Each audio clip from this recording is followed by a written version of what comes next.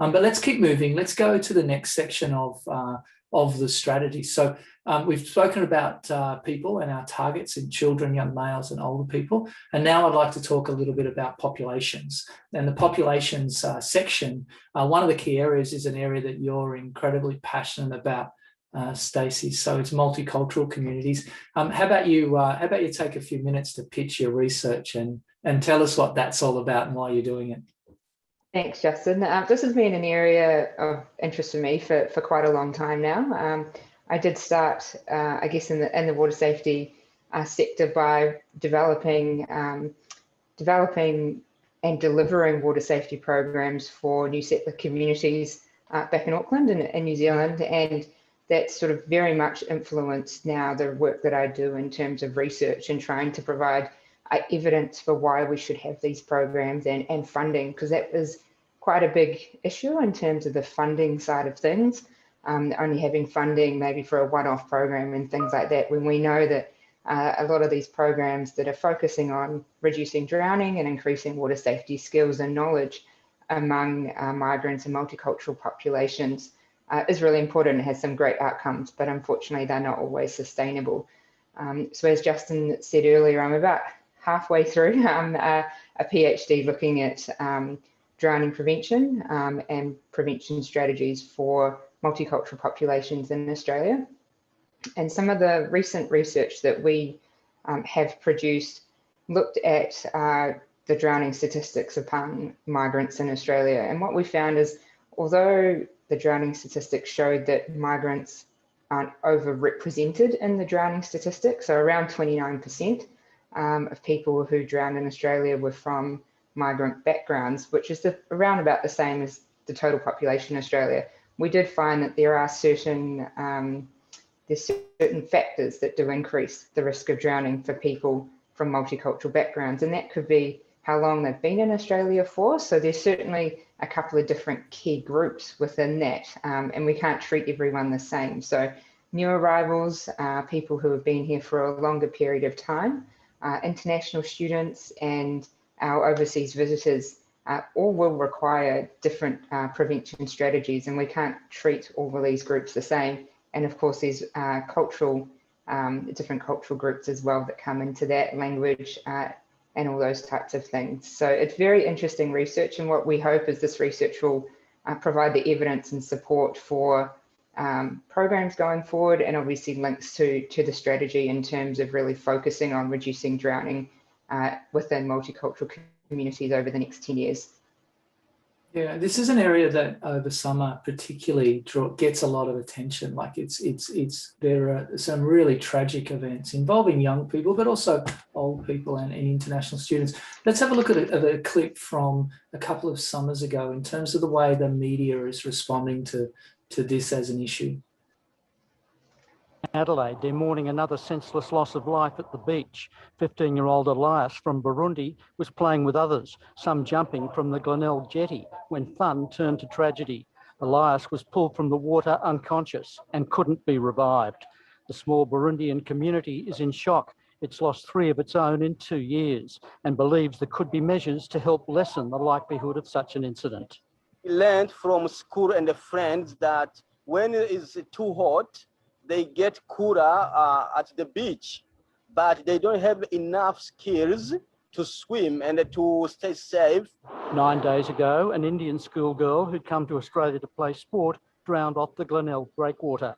2 deaths at the same beach have highlighted a need there. But in yesterday's Adelaide heat, only 2 paid lifeguards were on patrol and the familiar red and yellow flags weren't up. We are a volunteer organisation, so those volunteers have paid work during the week, so they volunteer when they can. South Australian Surf Lifesaving wants more done for migrants and is urging the state government to provide extra funding and services. Well, there's never enough. There's always more that we can do, and there's always education pieces that we can unfold. Offered around Australia's coastline from state to state and club to club, there are training and safety courses run mainly by volunteers. But there's currently no coordinated national approach to teaching the newest Australians how to be beach safe. Whether it's South Australia, New South Wales or Queensland, we need that level of education. We need to get people to understand about our beaches. Doug Hawkins' Coogee Surf Club in Sydney runs specialised programs for migrants. It doesn't matter what culture you're in. Ask the lifeguard, ask the lifesaver. We're experienced, we know what we're doing, we're there to help, and we're there to help you have a great time. Statistics particularly support the South Australian education call. Migrants there make up a third of drowning deaths in the last decade.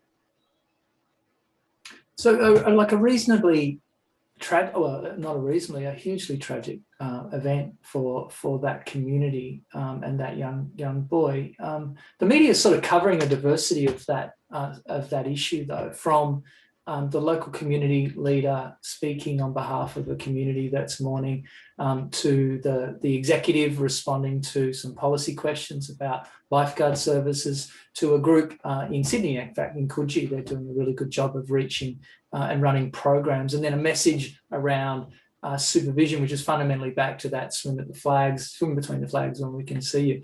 Stacey, how important is the community leadership part in this area? The community leaders are key when we're trying to get these messages across. I do think as a sector, we need to move away from some of our traditional thinking to reach some of these communities. It's really important to get the role models. We talked about role models for young men, but community leaders, they're the key to reaching those communities. They're often the gatekeepers to getting information across to their communities and all ages. So probably not too unlike elders in Aboriginal communities. These people are really the people you want to be linking in with.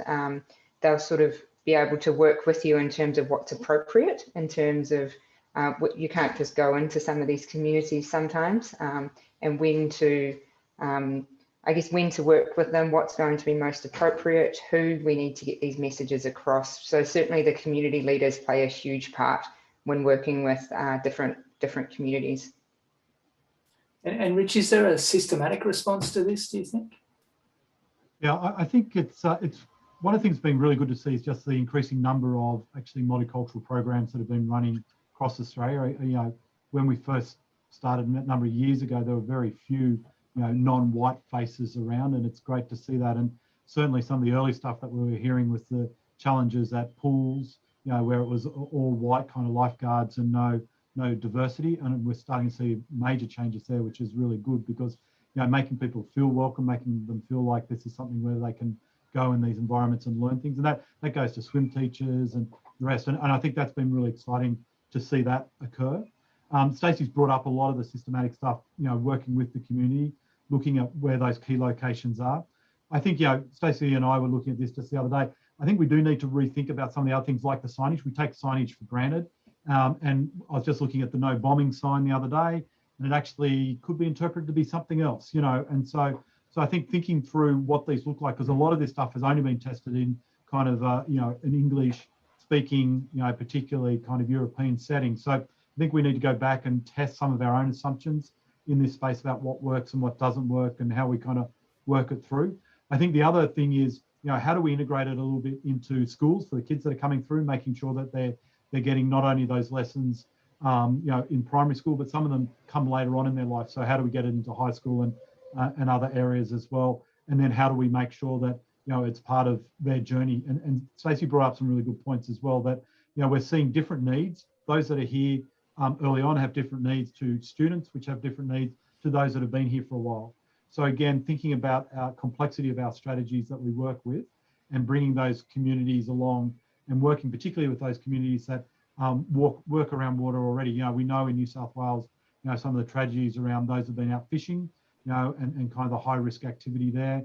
But we've also seen some of the cultural activities that they do lead to tragedies as well. So I think it is a very multi-layered strategy, working with education department, working with the local lifeguard services, working with the local facilities as well to get them through, making sure that we've got diversity coming through with our teachers, with our lifeguards, with the others that are part of that are really important, and helping integrate a little bit more. So, I really like some of the stuff where you're learning English, but you're also learning water safety. I think that's really cool. And that's not just in the multicultural sector, but we can also do that at school with the Aboriginal and Torres Strait Islander groups as well. All of those groups could be more integrated when we look at it. Yeah, look, I think there's a couple of markers of success here. You mentioned, years ago, I think most of the lifesaving organisations have multicultural staff now, and many of them have multicultural reference groups. And then I think if you look in the local government space, many of the local governments now also have people whose job it is to build relationships across community. And so, I do think we've got to make connections and make friends across that area. The thing I like about this part of the strategy is that we're finally recognising that that my opinion doesn't count much here, that actually it's community and community leaders that we should be listening to and hearing, and some of the research that you're doing, Stacey, I think is going to help us inform that. And then the other thing that we're doing, I think, is that realising this is not just about drowning. This has the potential to have a much bigger impact. Hopefully we're going to reduce some drowning in this space. But perhaps we're actually going to create more happy, healthy Australians out of this area. Perhaps help people find some work as well. So I think this is one of the areas of the strategy where we can really focus on the positive and the positive benefits of what it is we're doing.